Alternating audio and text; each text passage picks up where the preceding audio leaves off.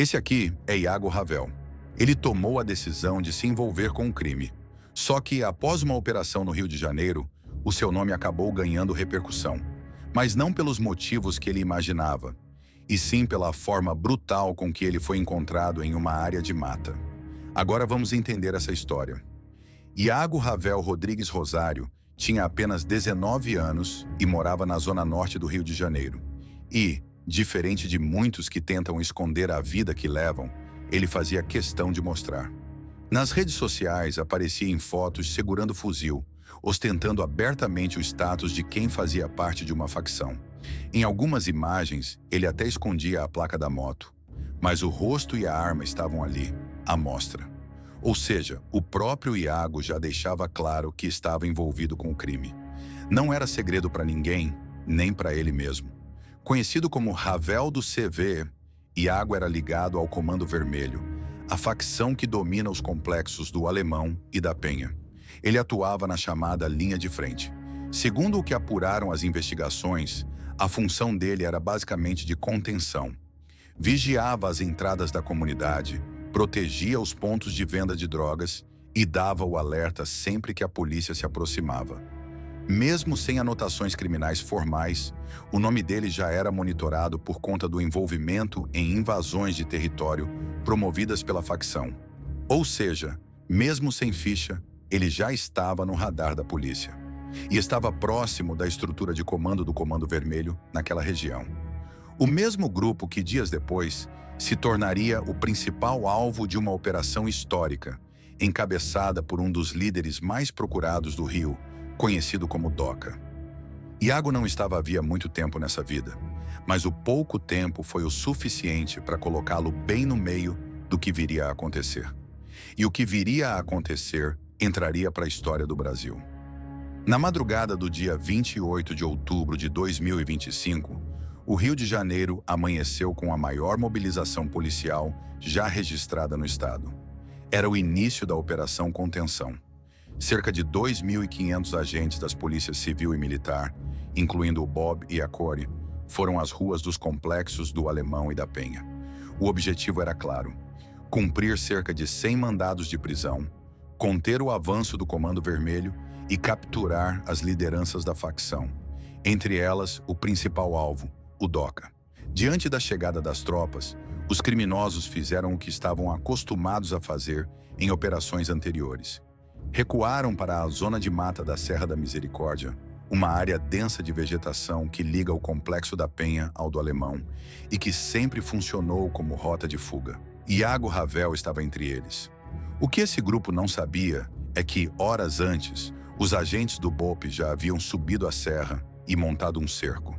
Quando os traficantes correram para dentro da mata acreditando que estavam escapando, na verdade estavam indo direto para uma emboscada. Foi ali que o confronto explodiu, e foi intenso. Os traficantes responderam com barricadas em chamas, drones carregando explosivos e rajadas de fuzil contra as tropas. Os tiros foram ouvidos ao longo de todo o dia. Ruas foram bloqueadas, linhas de ônibus paralisadas e dezenas de escolas suspenderam as aulas. A cidade inteira parou para acompanhar o que estava acontecendo. Quando a poeira baixou, o saldo era assustador. A Operação Contenção se tornou a ação policial mais letal da história do país. Foram 121 mortos, sendo 4 policiais e 117 apontados como suspeitos ligados à facção. A maior parte deles foi encontrada exatamente naquela área de mata, boa parte usando roupas camufladas e portando fuzis. O mesmo cenário em que Iago Ravel foi morto, também vestido com uniforme camuflado no meio do confronto. Não eram pessoas alheias ao que estava acontecendo ali. Estavam armadas, uniformizadas e no meio da troca de tiros. Mas a dimensão real do que tinha acontecido só começou a aparecer no dia seguinte. Os próprios moradores subiram a mata, muitos usando apenas a luz do celular para procurar seus parentes.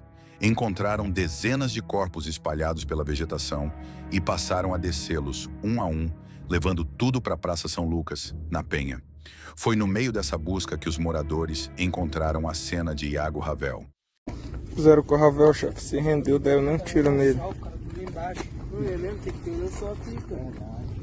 Pra ser mais rápido. Tamo de safado. Bora. A cena era pesada. O corpo de Iago foi localizado na vegetação e a cabeça dele acabou sendo encontrada presa a uma árvore ali perto. Foi essa imagem que se espalhou pelas redes sociais e que impactou pela brutalidade. De todos os corpos encontrados naquela mata, foi o dele que virou símbolo do horror daquele dia. Assim que soube do que tinha acontecido com o sobrinho, a tia de Iago decidiu falar. Revoltada, ela gravou um vídeo defendendo a memória do rapaz e acusando diretamente a operação pela forma como ele foi encontrado. O nome dele é Iago Ravel Rodrigues. Ele não tem descendentes criminais. Antecedente. Ele não é antecedentes criminais, ele não devia Não tinha nada. nenhum envolvimento. Não tinha envolvimento com nada. Ele era um menino do bem, tranquilo, não precisava de nada do que aconteceu com ele. E por que ele foi pego? Porque automaticamente, numa operação, Por que ele foi pego? automaticamente, numa...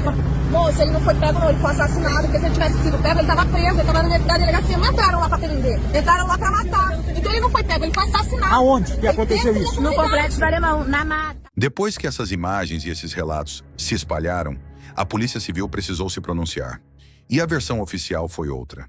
Segundo a corporação, o exame pericial apontou que a lesão no pescoço de Iago ocorreu depois da morte dele, e não durante uma execução. A polícia sustenta que não foram os agentes que fizeram aquilo. A tese oficial é a de que os próprios comparsas de facção teriam feito aquilo para reforçar a narrativa de que os mortos na mata tinham sido vítimas de ação ilegal da polícia. O argumento é o de que Iago estava na linha de frente, cercado de outros criminosos armados, o que tornaria praticamente impossível um policial chegar até ele naquele curto espaço de tempo. Por conta disso, foi aberto inquérito por fraude processual e vilipêndio de cadáver. Do outro lado, a família e entidades de direitos humanos contestam essa explicação e apontam sinais de execução em vários dos corpos.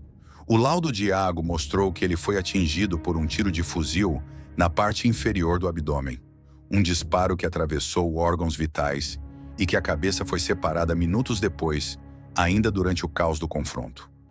É justamente esse ponto que mantém o caso cercado de polêmica até hoje. De um lado, a versão da polícia, do outro, a da família. Enquanto essa disputa seguia, a família ainda precisou lidar com o luto e com a burocracia. Foram cerca de 12 horas de espera no Instituto Médico Legal só para ter informação sobre o corpo, e apenas a mãe de Iago foi autorizada a ver o filho.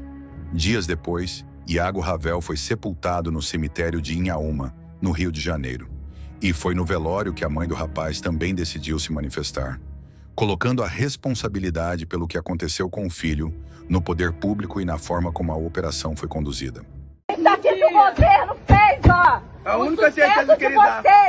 A única certeza que ele dá pra nós é isso aí, ó. Final de tudo, parar num buraco.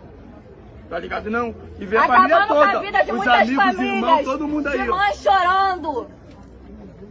No fim das contas, Iago Ravel se tornou um dos nomes mais lembrados da Operação Contenção. Não pela função que exercia dentro da facção, mas pela forma como foi encontrado naquela mata. A polícia mantém a versão de que a mutilação foi obra da própria facção, enquanto a família responsabiliza a operação, e o caso segue sob investigação. O principal alvo da mega operação, o DOCA, conseguiu escapar, mas tirando toda a polêmica em volta, a história de Iago, no fundo, é simples e é dura. Ele era um jovem de 19 anos que teve a chance de seguir outro rumo e, ainda assim, escolheu o caminho do crime. Ele fez essa escolha, entrou para a facção, pegou em fuzil e foi para a linha de frente. E, infelizmente, o resultado dessa escolha foi esse.